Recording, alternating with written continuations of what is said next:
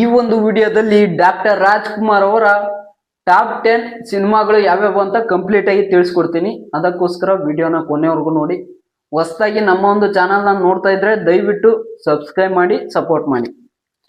ಅವರ 10ನೇ ಸ್ಥಾನದಲ್ಲಿ ಇರುವಂತ ಸಿನಿಮಾ ಇದು ಸತ್ಯ ಹರಿಶ್ಚಂದ್ರ. ಈ ಒಂದು ಸಿನಿಮಾ 1965ರಲ್ಲಿ ರಿಲೀಸ್ ಆಗಿತ್ತು. 9ನೇ ಸ್ಥಾನದಲ್ಲಿ ಇರುವಂತ ಸಿನಿಮಾ ಇದು ಜೀವನ ಚೈತ್ರ. ಈ ಒಂದು ಸಿನಿಮಾ 1992ರಲ್ಲಿ ರಿಲೀಸ್ ಆಗಿತ್ತು. 8ನೇ ಸ್ಥಾನದಲ್ಲಿ ಇರುವಂತ ಸಿನಿಮಾ ಇದು ಅನುರಾಗ ಅರಳಿತು. ಈ ಒಂದು ಸಿನಿಮಾ 1986ರಲ್ಲಿ ರಿಲೀಸ್ ಆಗಿತ್ತು. 7ನೇ ಸ್ಥಾನದಲ್ಲಿ ಇರುವಂತ ಸಿನಿಮಾ ಇದು ಗಂಧದ ಗುಡಿ. ಈ ಒಂದು ಸಿನಿಮಾ 1973ರಲ್ಲಿ ರಿಲೀಸ್ ಆಗಿತ್ತು.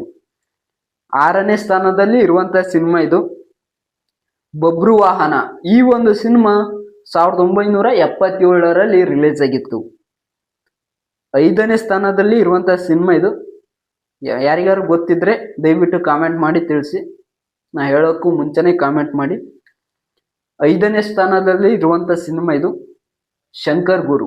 ಈ ಒಂದು ಸಿನಿಮಾ 1978ರಲ್ಲಿ ರಿಲೀಸ್ ಆಗಿತ್ತು. 4ನೇ ಸ್ಥಾನದಲ್ಲಿ ಇರುವಂತ ಸಿನಿಮಾ ಇದು ಸಂಪತ್ತಿಗೆ ಸವಾಲು. ಈ ಒಂದು ಸಿನಿಮಾ 1974ರಲ್ಲಿ ರಿಲೀಸ್ ಆಗಿತ್ತು.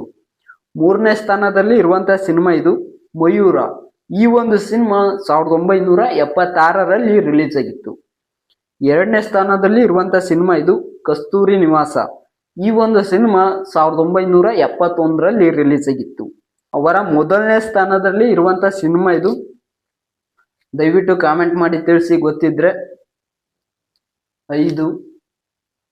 5 ಎಣಿಸ್ತೀನಿ, ಅಷ್ಟರೊಳಗೆ ಯಾರಿಗಾರು ಗೊತ್ತಿದ್ರೆ ದಯವಿಟ್ಟು ಕಾಮೆಂಟ್ ಮಾಡಿ ತಿಳಿಸಿ.